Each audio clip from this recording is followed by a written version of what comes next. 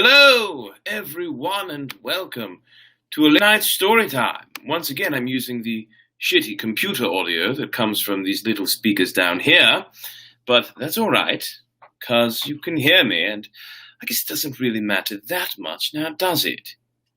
Right. Anyway, welcome once again to story time. I know Sundays are usually reserved to Russian fairy tales, but I figured tonight we would continue with Goosebumps, 2 more chapters of our ever so exciting tale of the Haunted Mask. I know how much everyone loves Goosebumps, myself included, so I wanted to continue with that, especially seeing as we're not reading every night of the week right now. I figure we should make sure that we switch it up and not delegate certain nights of the week to certain things, you know what I mean? Yes. So, as cool as that can be, I figure with this sort of schedule, it's better to just rotate as we go. So next time I do story time, I will probably read Dracula, then again back to the Russian fairy tales, then back to Goosebumps, and so forth. Anyway, shall we? Shall we get to it? And maybe one of these nights I'll do another poetry time. Either way, for those of you who are here, glad you're here. For those of you who are on your way and will soon be here, glad to have you as soon as you get here. Ah, there you are, Peter.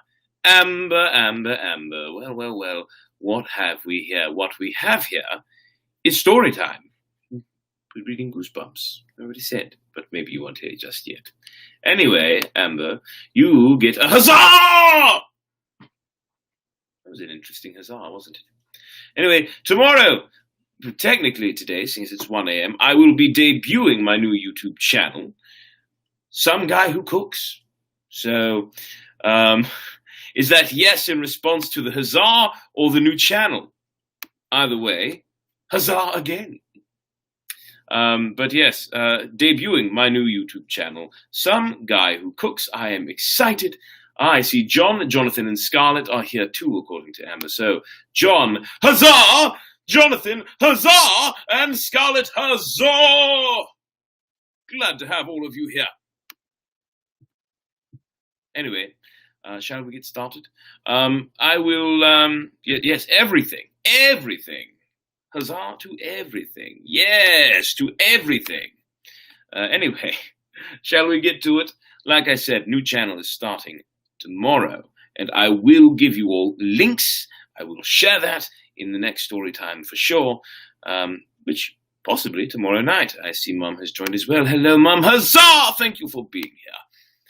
Now, shall we, and hi to all of you as well.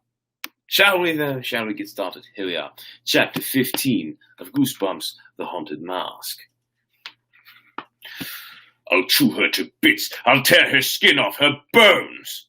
Furious thoughts raged through Carly Beth's mind. She tensed her muscles, crouched low, and prepared to pounce. But before she could make her move, the 2 boys pulled their mother away. Let's go, Mom. Yeah, let's go. She's crazy. Yeah, I'm crazy. The word repeated, roaring through Carly Beth's mind. The mask grew hotter, tighter. The woman gave Carly Beth one last cold stare, then she turned and led the 2 boys down the driveway. Carly Beth stared after them, panting loudly. She had a strong urge to chase after them, to really scare them. But a loud cry made her stop and spin around. Sabrina stood on the front stoop, leaning on the storm door, her mouth open in a wide O of surprise. "Who's there?" she cried, squinting into the darkness. Sabrina was dressed as Catwoman, with a silver and grey catsuit beneath her silver mask. Her black hair was pulled tightly behind her head. Her dark eyes stared intently at Carly Beth. "Don't you recognize me?" Carly Beth rasped, stepping closer. She could see the fright in Sabrina's eyes. Sabrina grasped the door handle tightly, standing half in and half out of the house. "Don't you recognize me, Sabrina?" She waved the head on the broomstick as if giving her friend a clue. Sabrina gasped and raised her hand to her mouth as she noticed the head on the pole. "Carly Beth, is that you?" she stammered. Her eyes darted from the mask to the head, then back again. "Hi, Sabrina," Carly Beth growled.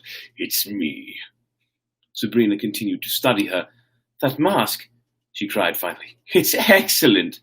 Really, excellent. It's so scary. I liked your catsuit, Carly Beth told her, stepping closer into the light. Sabrina's eyes were raised to the top of the broomstick. That head, it's so real. Where did you get it? It's my real head, Carly Beth joked. Sabrina continued to stare at it. Carly Beth, when I first saw it, My mom made it, Carly Beth told her, in her art class. I thought it was a real head, Sabrina said. She shivered. The eyes, the way they stare at you. Carly Beth shook the broomstick, making the head nod. Sabrina studied Carly Beth's mask. Wait till Chuck and Steve see your costume. I can't wait, Carly Beth thought darkly. Where are they? She demanded, glancing back to the street.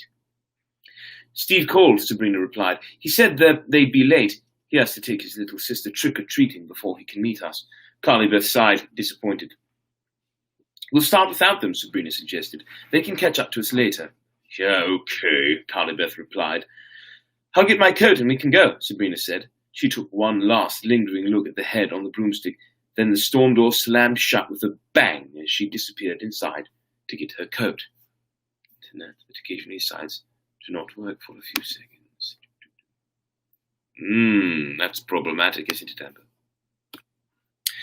The wind picked up as the two girls made their way down the block.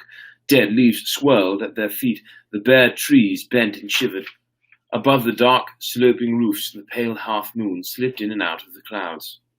Sabrina chattered about all the problems she'd had with her costume. The first catsuit she'd bought had a long run in one leg and had to be returned. Then Sabrina couldn't find a cat-eyed mask that looked right. Carly Beth remained quiet. She couldn't hide her disappointment that Chuck and Steve hadn't met them as planned. What if they never catch up to us, she wondered. What if we don't see them at all?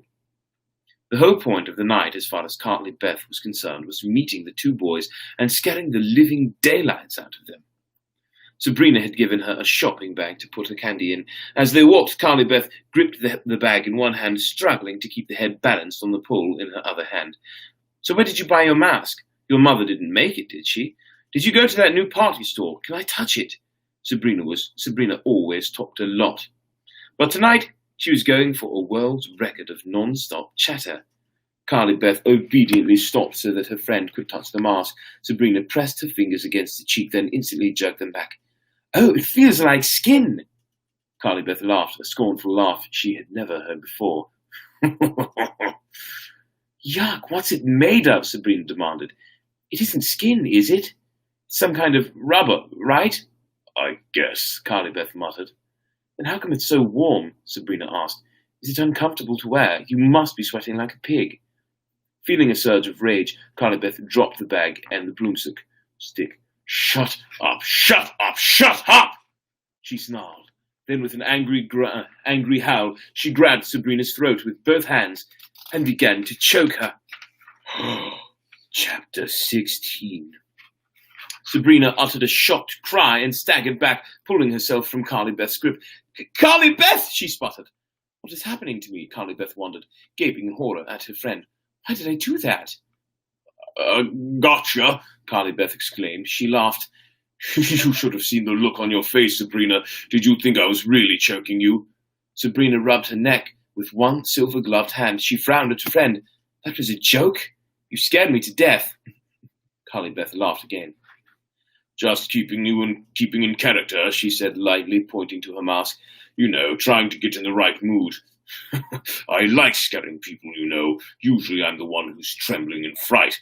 She picked up the bag and broomstick, fixing the plaster of Paris head on the top.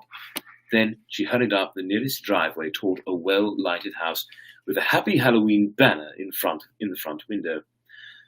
Did Sabrina believe it was just a joke? Carly Beth asked herself as she raised her shopping bag and rang the doorbell. What on earth was I doing?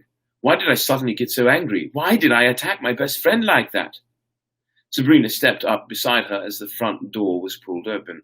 Two little blonde kids, a boy and a girl, appeared in the doorway. Their mother stepped up behind them. Trick or treat, Carly Beth and Sabrina called out in unison.